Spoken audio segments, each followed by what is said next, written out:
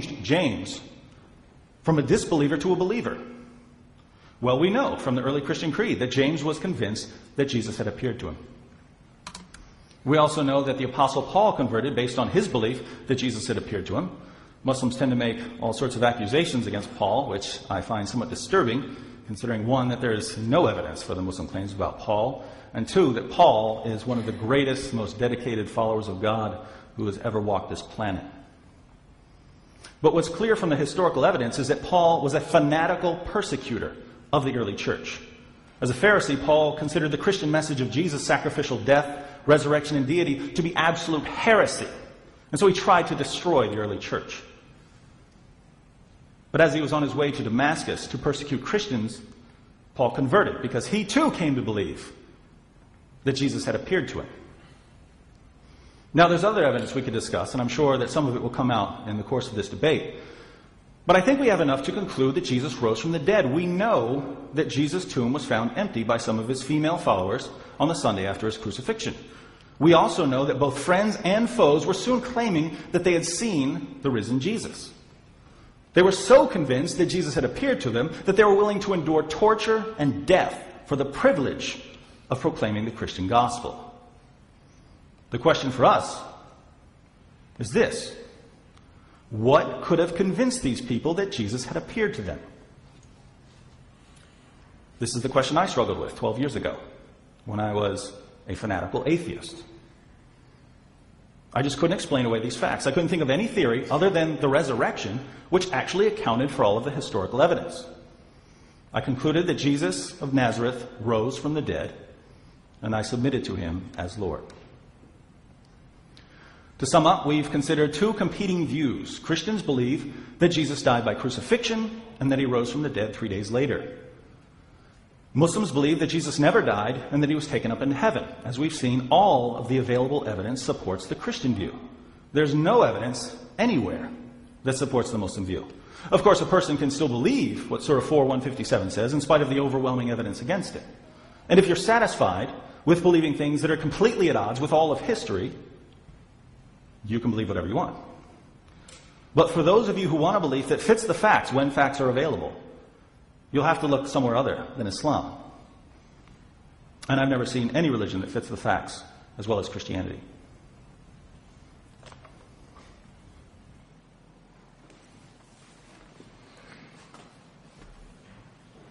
Now find an open state function.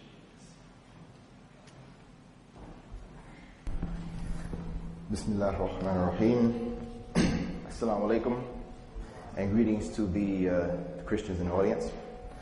I just want to say very quickly, when David opened up, he talked about this day, and he mentioned Easter. I find that interesting that Christians constantly refer to this day, Easter, which is the name of a pagan goddess. So if you say you are believers of God, just as a little advice, I would say stop using this term Easter, because that is the name of the pagan goddess of fertility. So it's interesting that that name is used, sometimes even on your churches. It is the name of a pagan goddess. Be sure of that. But on the subject matter, David said that the Muslims, because of all the evidence, we have to stay up late at night. That would have been the case if we didn't have evidence that goes against what he has to say.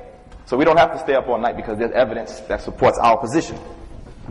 Now, the Quran in Surah 4, verse 157 says, speaking about the situation concerning Jesus, it says, "And because of their saying, we killed the Messiah, but they killed him not, nor crucified him, but it was made to appear so to them. And those who differ therein are full of doubts. They have no certain knowledge of it. They follow nothing but conjecture. For surely they killed him not." Now, what is conjecture? Conjecture is the formation of opinion without sufficient evidence. And I will show that that is exactly what the Christian position is. It is insufficient evidence what they base their opinion upon. Now, in the Arabic, there are different Muslim views about what happened. And if you check the historical scholarly debates about it, Muslims had different opinions. Some had the substitution theory, others had that they took it that appeared meant it looked like he was killed, so forth and so on. But let me just be clear for that position. If you look at the Arabic does not say that that he was substituted. This is just something that some Muslims held, because the Arabic word is shubbiha. It means that a likeness or similitude. It could mean a likeness or similitude of Jesus, a likeness or similitude of killing, a likeness or similitude of crucifixion, or a likeness or killing of either or both.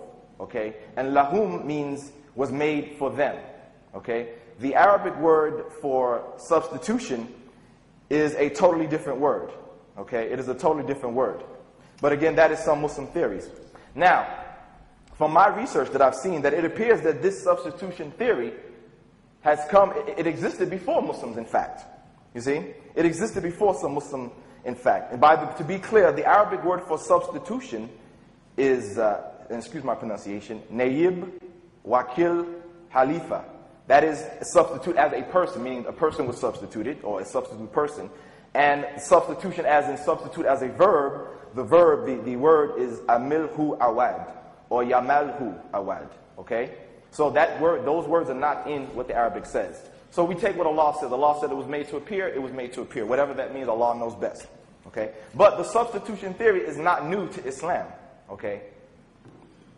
If you look, for example, in the end, of course, well, first of all, we know that the Christians at the beginning, they had many documents floating around before they came up with their canonized, the particular canon that they accepted. There were many different gospels and books and writings circulating around before they decided what was official. So don't be misled into thinking that, it was all cut and dry from the beginning. That is not true. There were many different writings, okay? And for example, the substitution theory spoken of in the Apocalypse of Peter, okay? Where it speaks about that Jesus was glad and laughing. And it reads, "Him whom you see on the tree, glad and laughing, this is the living Jesus. But this one into whose hands and feet they drive nails is his fleshy part, which is the substitute being put to shame, the one who came into being in his likeness, but look at him and me." This did not originate with Islam. And from what I read, it appears that they said maybe perhaps some of the Gnostics may have converted to Islam and spread this amongst the Muslims, and Muslims may have accepted that. Allah knows best again. It's interesting to note about this that Clement of Alexandria regards the Apocalypse of Peter as holy scriptures.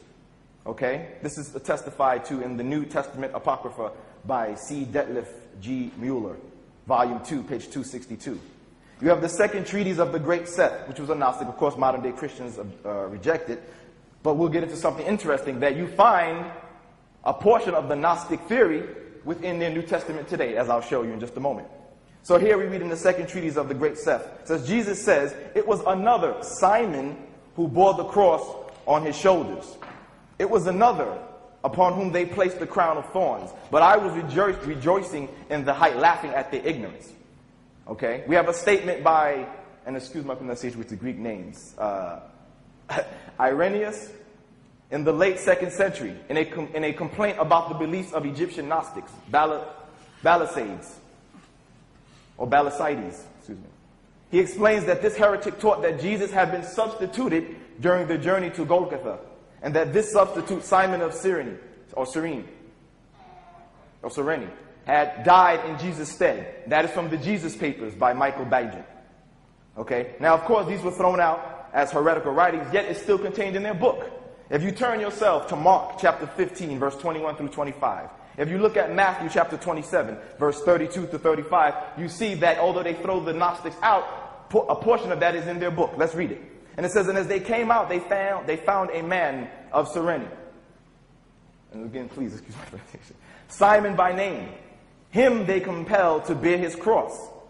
And when they came unto a place called Golgotha," that is to say, the place of a skull, "they gave him vinegar to drink mingled with gall."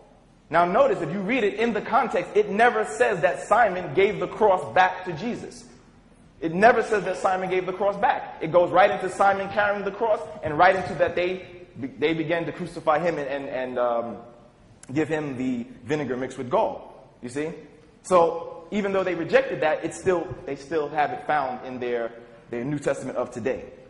You see?